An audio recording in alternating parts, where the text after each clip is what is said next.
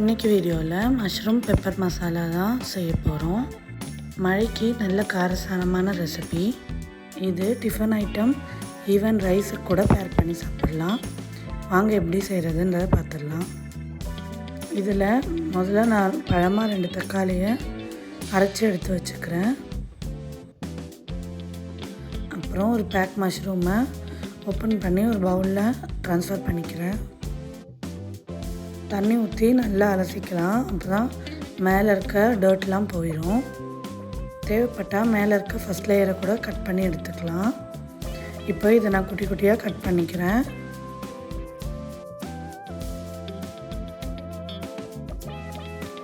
எல்லா மஷ்ரூமையும் இந்த மாதிரி நீல வாக்கில் குட்டி குட்டியாக கட் பண்ணதுக்கப்புறம் ஒரு பேனில் 1/2 கியூப் பட்டர் ஆட் பண்ணியிருக்கேன்.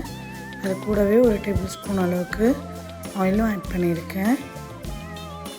இப்போ ஆல்ரெடி கட் பண்ணி வச்சுருக்க மஷ்ரூமை இதில் ஆட் பண்ணிக்கலாம். இதை நல்லா சாட்டே பண்ணிகிட்டே இருங்க. மஷ்ரூம் வேகிற வரை நல்லா சாட்டே பண்ணிக்கோங்க. தண்ணி எதுவும் நான் விடலை.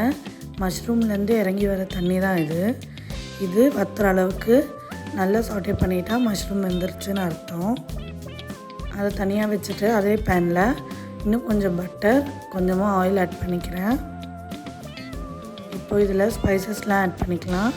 ஒரு துண்டு பட்டை, 4 கிராம்பு, 1 ஏலக்காய், 1 கல்பாசி, அப்புறம் ஒரு பே லீஃபை 2ஆக கிழித்து ஆட் பண்ணிக்கிறேன்.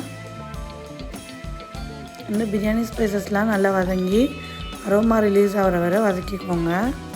தென் இதில் ஒரு 2 ஆனியனை இந்த மாதிரி குட்டி குட்டியாக சாப் பண்ணி வச்சுருக்கேன். அதையும் ஆட் பண்ணிக்கலாம். இது வதங்குற டைமில் இன்னொரு மசாலா ரெடி பண்ணிடலாம். அதுக்கு 1 டேபிள் ஸ்பூன் அளவுக்கு பெப்பர், 1/2 டீஸ்பூன் ஜீரகம், 1/4 டீஸ்பூன் அளவுக்கு பெருஞ்சீரகத்தையும் ஆட் பண்ணி நல்லா அரைச்சி எடுத்து வச்சுக்கலாம்.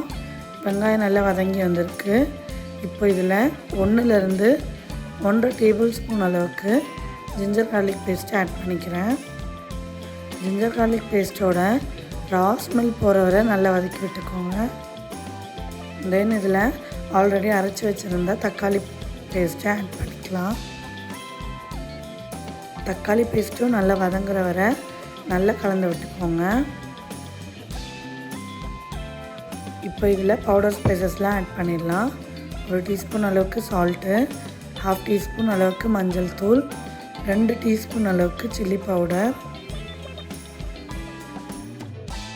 ஒரு 2லேருந்து 3 டீஸ்பூன் அளவுக்கு கொரியாண்டர் பவுடரையும் ஆட் பண்ணியிருக்கேன், மல்லித்தூள். இப்போ இது எல்லாத்தையும் நல்லா கலந்து விட்டுக்கோங்க.